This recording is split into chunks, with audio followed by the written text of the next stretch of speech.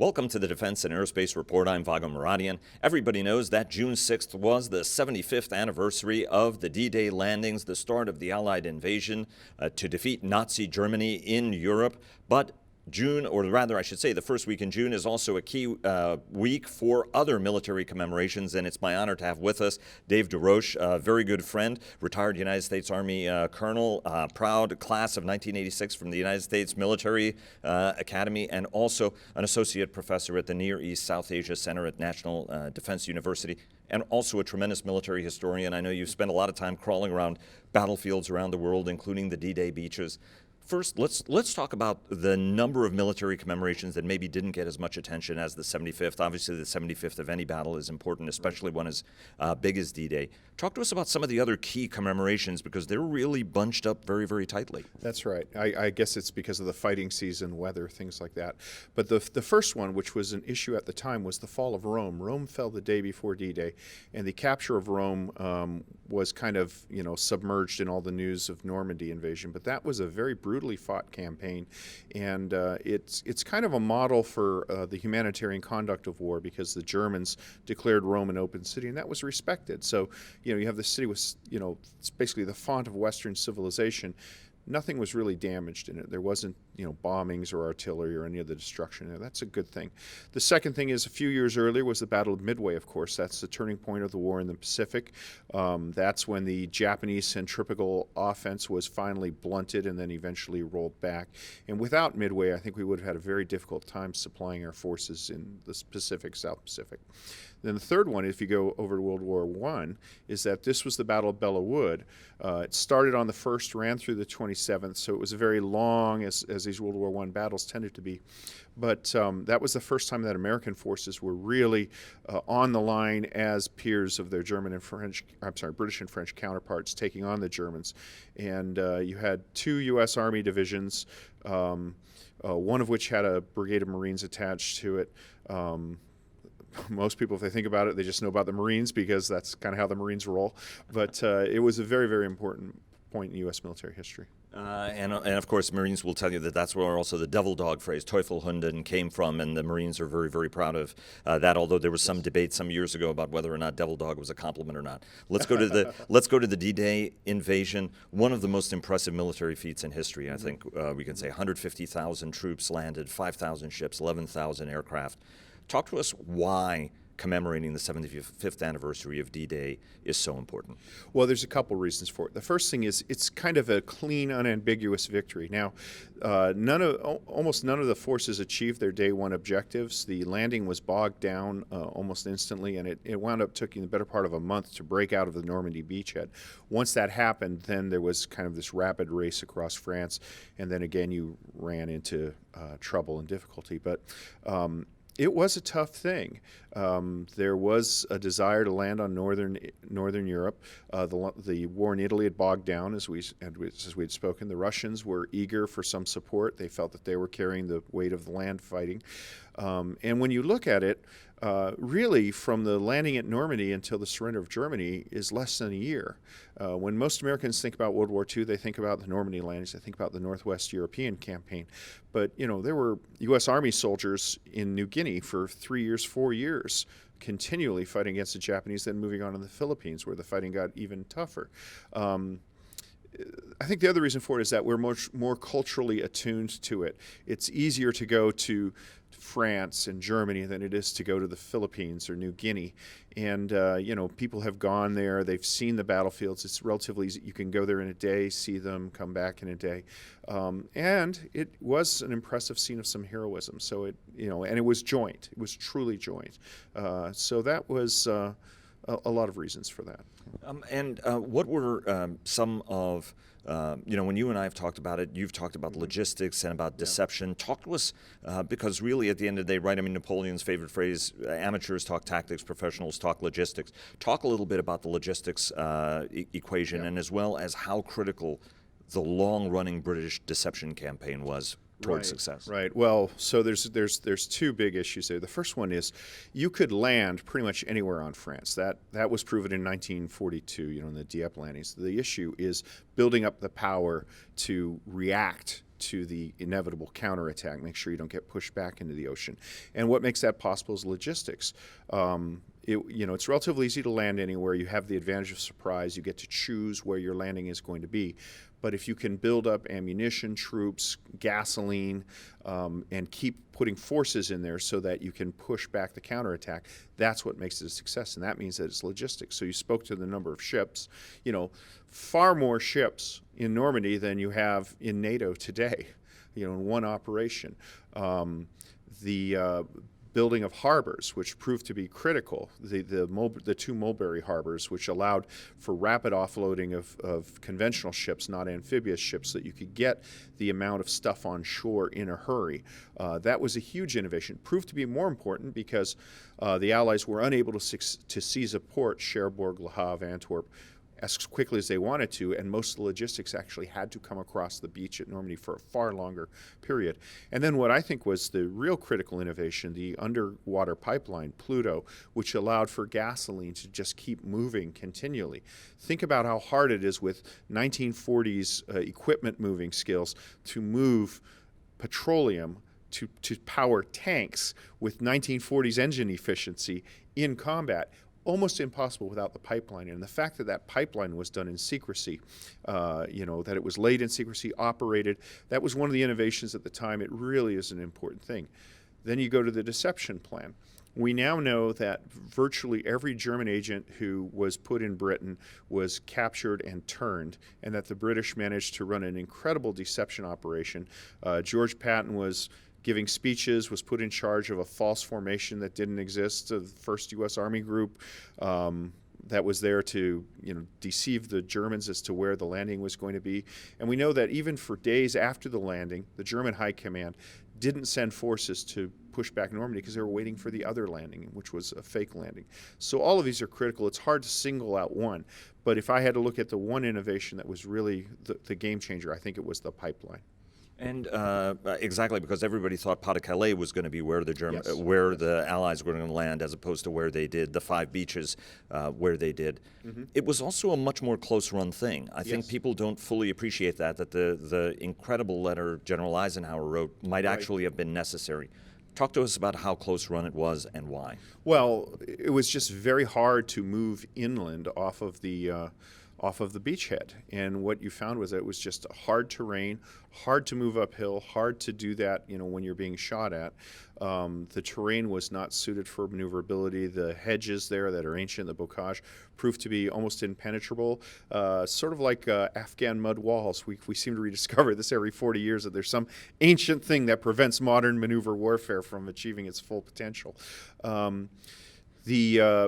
When the beachhead kind of bogged down, there were, I think, 7 German armored divisions fighting in Caen. The city of Caen was virtually destroyed, and it took months. It took almost strategic level bombings in a close air support. This is one of the few times you can accurately use the phrase carpet bombing. It was invented for this breakout of it. There were fears at the time that the Germans were going to use gas against the beachhead, and this prompted plans to be laid and a message sent to the Germans that if you gas the beachhead, every 5th bomb dropped in German cities will be gassed as well. I mean, there was a lot of stuff that people don't know or wouldn't have been comfortable with, just because at the end of the day, it comes down to individual infantrymen deciding that they're going to actually get up out of their sheltered position and try to move forward at very great danger. And that's a very difficult thing to do. Very difficult thing to do. Exactly, like so many battles, it ends up on the backs of soldiers. Right. Talk to us about the natural selection process we saw. There were some experienced commanders, even at junior levels and senior levels, but for many, this was the first time they were in contact with the enemy. And sadly, in that case, some of them made very bad decisions, got them and their men killed. On the other hand, others did extraordinary jobs. Talk to us about the natural selection process on the battlefield, and also how many people, frankly, were fired because they weren't doing a good job. Yeah, quite a few, to include general officers, were fired at Normandy and in the subsequent operations, particularly in the subsequent operations. Not generally well known because, we kind of keep that to ourselves. But I think in some instances, there was at least one general officer who was removed, reduced to colonel, served out the war as colonel, and then came back into the service and actually made his way up to 3-star general by the time of his retirement. But that's only one. That's very rare. Then you had sort of a laboratory for innovation, particularly among the airborne troops. Very few of the airborne forces landed anywhere near where they were supposed to go.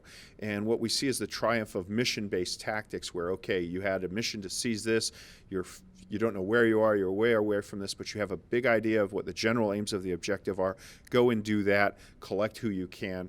And that's kind of a template, and it's a moment of pride for soldiers who served, as paratroops in the United States. As I've been lucky too.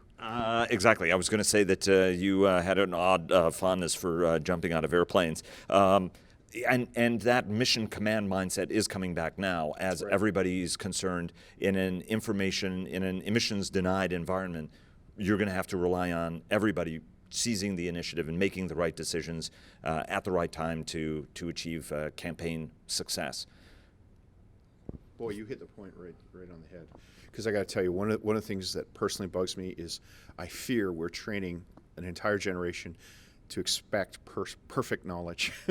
Perfect knowledge. And the fact that you can see something on a screen means that you have to see it on the screen. And if it's not there, it's not there. I think we're mistaking some of our tools for the actual objectives.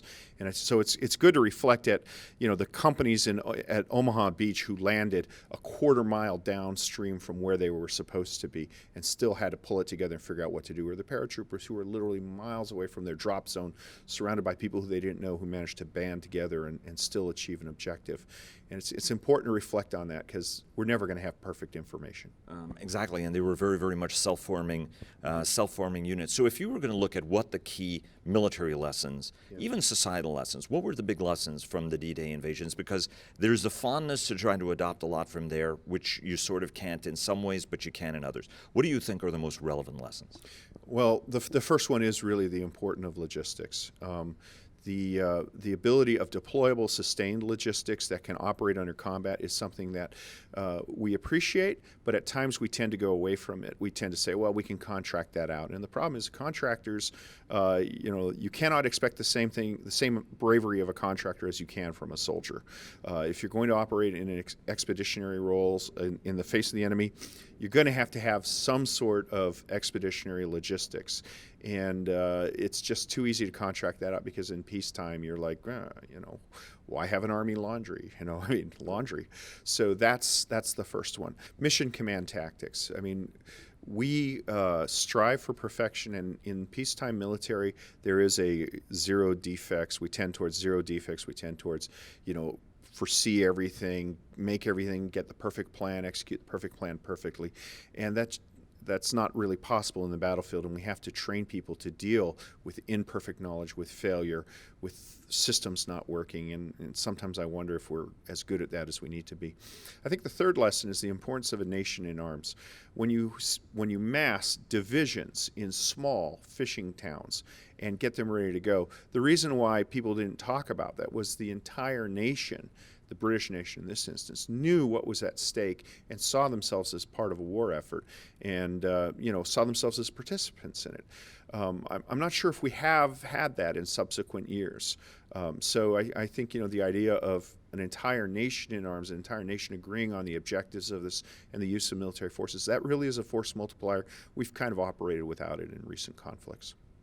And also on-the-fly innovation, right? When forces, the bocage was awful. The SS was sent in there, complicating matters because you really had zealots who were working, fighting, and also zealots who had a lot of combat experience, and also unleashed incredible brutality against American forces, but as well as French citizens, destroying an entire town for no particular reason at one point. Talk to us about battlefield innovation, because I thought soldiers figuring out a solution from almost scrap iron and bolting it to the front of their tanks actually made a big difference. Well, we still have that. You saw the hillbilly armor in Afghanistan and Iraq, and Lord knows I was part of that.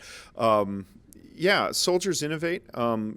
It's very, very easy. People look at like the Maginot Line, say this was strategically ineffective, therefore fortifications are awful. And fortifications work. Part of the reasons why there was such difficulty breaking out from the beachhead was that there had been a years-long pattern of building defended positions, and even a bad one is hard to take. And these were good positions in many instances. Camouflage, you can go around Normandy, look in some guy's backyard and see a concrete machine gun nest. And even with modern equipment, it'd be hard to take those things out. So soldiers had to innovate. Things like innovative use of explosives, attachments on the front of armored vehicles that could be used to take out bocage, things of that nature, flails for mines. There was an effort to develop these at the higher level and field them, but it usually came down to soldiers saying, okay, what do I have around me? What do I need to do? And figuring out how to do it.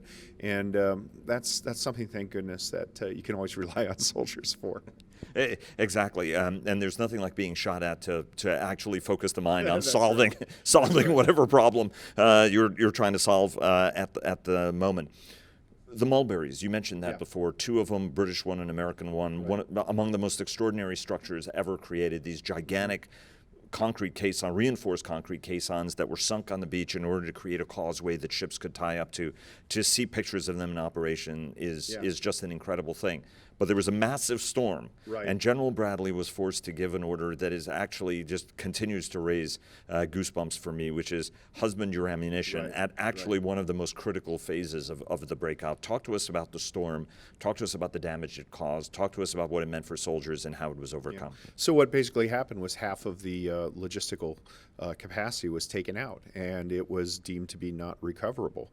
So, you plan on so much supplies coming in on a daily rate, on an hourly rate, and you cut that figure in half. There are, measures you could take, by loading, transloading cargo to lighter ships that can actually move across, land on the beach. But, this is a complicating factor. And so in the midst of warfare, Bradley has to say, hey, you do have to be careful how you use ammunition. You're not going to get as much supplies as you've wanted. Artillery units have a controlled fire rate of how many, rounds they can fire per hour, et cetera. Those have to be looked at more closely, in some instances curtailed. Nobody likes to be in that situation. That's a pretty desperate situation. And, you were able to see, utilization of the surviving British mulberry, as well as use of amphibious boats to bring things across the beaches in the American sector. But it's a very close-run thing, and I think that without near-air superiority and the ability to conduct air attacks on entrenched German position armor formations and break up the German resupply network, primarily through a sustained aerial interdiction attack, I think we might have seen a much different outcome at Normandy. I remember covering the 50th anniversary of the D-Day landing aboard a C-17 which had invasion stripes on it. So I thought that was one of the coolest things I've ever done, and actually flying at about 200 feet over the mulberries. Yeah. Even to this day, you go, holy cow, those are huge.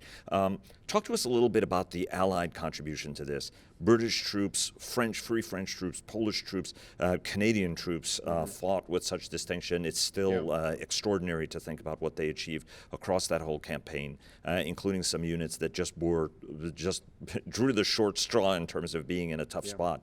Talk to us a little bit about the Allied contribution to this, because we as Americans tend to think about what Americans did. Talk to us about what the Allies brought to the party. Yeah, well, they brought quite a bit. I mean, in the initial landing, a majority of the forces on the ground were Allied. So you had about 21,000 Canadians, which is, I think, more than the active duty strength of the Canadian Army today. You had 2 British corps landing on their own beaches. These were large forces, and they, played a significant role. Particularly the Canadian role is underlooked. They wound up taking the port of Antwerp, which was ultimately the key supporting point for the objective. And the Germans recognized this. The Germans actually launched more V-2 rockets at Antwerp than they did at London, because they realized that was the port that allowed Allied combat power to go into that. That was taken in this miserably long winter through flooded Dutch and Belgian countryside by Canadian forces, but it's generally not known outside of Canada. Similar, the British forces engaging in this long slog across the West, and I mean, it's become almost a trope to talk about Montgomery versus Patton and who's faster and who's slower. But, different forces fight a different enemy on different terrain. And you can't really disaggregate them all. It's also important to know that Montgomery is the guy who actually came up with the initial plans for this and motivated the staff to do all this as the Land Forces commander. He's the guy who put life into this. And he is kind of the intellectual godfather of the Normandy landings, more so than even Eisenhower. Eisenhower approved all these things, but Montgomery was the guy on the ground making things happen, working the staff. It's kind of common among Americans to denigrate Montgomery, but his contribution was a real one, and his morale contribution to a very hungry, rationed, enclosed, bombed British morale is also something that you can't really underestimate. Yeah, I mean, and a first-class military intellect, and yes, that is a Montreal Canadiens tie that Dave is wearing with Canadian parentage. But I wasn't trying to front-load the question on that at all. Point du Hoc. Yes. There is a big debate about whether or not that assault was worth it.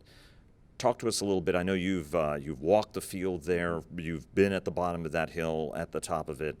It's just every time you look at it, it's just extraordinary what those Rangers accomplished. Was that assault necessary or not? I know you've looked at the scholarship. Yeah, it's hard to say. I mean, anything over such difficult terrain, and when you stand at the bottom of that and look up, you say, "My God, how does anybody scale this?" Even without people trying to kill you. It's very difficult terrain. And you easily come to the conclusion that you wouldn't try to take this if you didn't have to absolutely do it. So it appears to me that there's no doubt in my mind that the commanders thought that had to be taken because it is some of the worst terrain you can imagine to try to attack over. Recent scholarship, we look back and we say, well, actually, when we landed there, we found out that most of the guns were not there. They were actually dummy telephone poles painted to look like guns. Well, deception works in warfare. That's why people do it. And, of course, in the last week, they said there's actually a much bigger gun emplacement that was located to the west. You could have gone up a draw and got there relatively easily. But, what that just shows is that mistakes happen in wartime, and again, you never have perfect information. It's easy to go back. When a military decision maker makes decisions, he gets a lot of information. And one of the traps that historians can fall into very easily is you look at an outcome and you know what the outcome was, and you kind of have a good idea of what went wrong. And then you look at 10,000 pieces of paper that went across a guy's desk, and one of them maybe had the right answer that could have prevented it. And you say, oh, well, here's the answer. Of course he missed it. He's a moron. But, having worked in government, having worked in the Army, I can tell you, the problem is never finding the right answer. It's figuring out the right answer from the, 1,000 other answers that are wrong, but seem just as credible at the time. And then if you put in the pressure of time, fatigue, embarrassment, things of that, it's an issue. So I think this argument's going to go for a long time. But I think it's not as clear-cut as, for example, the landings at Arnhem a few months later, where you can say, yeah, people really ignored obvious evidence here. It's still ambiguous, and I think we'll have a better situation as the historians go back and forth for the next few years. And you mentioned Arnhem, right? So, yes. For Montgomery, everything worked out well at DDay. It worked out somewhat less well at Arnhem, right? So you can say that a great commander can be involved with something that was a problematic decision. Oh, yeah. You can have failures all the time. Look, Eisenhower was one of the luckiest men in the world. I think in today's Army, he probably would have left the Army as a captain in 1923, applying today's ethical standards. And he certainly would have been removed from command after Tunisia if what was known about his private life, if we held him to the same standard we hold general officers to today. So there's a lot of stuff there. Yeah, the Arnhem debacle is laid squarely at the feet of Montgomery. But he had a staff and he had people who approved it. Right. And, individuals don't fight wars, nations fight wars. And this is a hard thing because you deal with so many exceptional people in the military. But really the goal is to create armies that operate like McDonald's, where it doesn't matter who's making the French fries that day. They're the same all around the world. And so you want to have a uniform level of excellence and expertise. And when you have a statistical outlier, you hope for it on the good, but when it happens on the bad, you can't just look at the individual, you have to look at the system that raised him and empowered him. And I have to say, as a fan of McDonald's, I'm impressed that no matter which McDonald's I go into, I get a decent set of fries and a burger. Last question. You have spent a lot of time on these battlefields. Tell us, from your standpoint, what's the thing that is the most powerful element, or the thing that when you visit D-Day and those beaches, you kind of always take time to sort of reflect on? Wow. So I was an infantryman, and it's the terrain. You look at it, and everywhere you go, if you go on the beach, all you see are hills, and it's hard. And you're just like, my God, how did you get a 19-year-old who, has probably seen somebody, shot, who's dying out next to him? How do you get him up and moving forward? The individual level of heroism and the small unit leaders who have to get people to do something to move into what looks like a certain death, and for a lot of them was. I just cannot imagine how you can motivate somebody to do that. It must be a supremely difficult task, and it is intimidating. The terrain everywhere is just, you cannot imagine trying to move against a determined enemy there. It is so intimidating, and the amount of fear that each individual must have felt, as you hear the bullets whizzing past you. I cannot imagine. I've never done anything remotely comparable to that, and I hope I never will. Dave, thanks very much. A reminder for everybody to check out our interview with Hank Kudzik, who was aboard USS Nautilus, who's part of the ship that sank, one of the Japanese carriers that was damaged at the Battle of Midway.